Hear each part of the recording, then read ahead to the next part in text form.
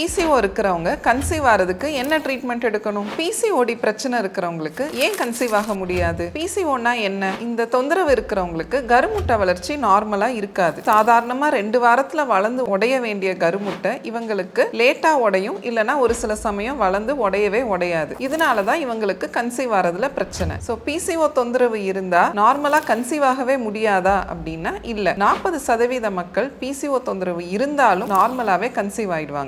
மீதி இருக்கிறவங்களுக்கு என்ன ட்ரீட்மெண்ட் கொடுக்கலாம்? இந்த கருமுட்டை வளர்ச்சியில தொந்தரவு இருக்கிறதுனால கருமுட்டை வளர்ச்சிக்கு மருந்து மாத்திரைகள் கொடுத்து பார்க்கலாம். அதை கொடுத்தும் கருமுட்டை வளர்ச்சி இல்லை அப்படின்னா அவங்களுக்கு ஹார்மோனல் இம்பேலன்ஸ் இருக்குன்னு அர்த்தம். அந்த மாதிரி இருக்கிறவங்களுக்கு கண்டிப்பா லாப்ரோஸ்கோபி பண்ணணும். லாப்ரோஸ்கோப்பில ஓவேரியன் ட்ரில்லிங் பண்ணி விடுவோம். இந்த மாதிரி பண்றப்ப ஹார்மோனல் இம்பேலன்ஸ் சரியாகி கருமுட்டை வளர்ச்சி தானாவே உண்டாகிறதுக்கு வாய்ப்பு உண்டு. இவ்வளோ ட்ரீட்மெண்ட் பண்ணியும் கருமுட்டை வளர்ந்து உடஞ்சதுக்கு அப்புறமும் கன்சீவ் ஆறதுல பிரச்சனை இருந்துச்சுன்னா தான் நம்ம ஐவிஎஃப் பண்ணணும். பிசிஓடி தொந்தரவு இருக்குன்னு பயப்படாதீங்க. உங்களாலையும் கண்டிப்பா கன்சீவ் ஆக முடியும்.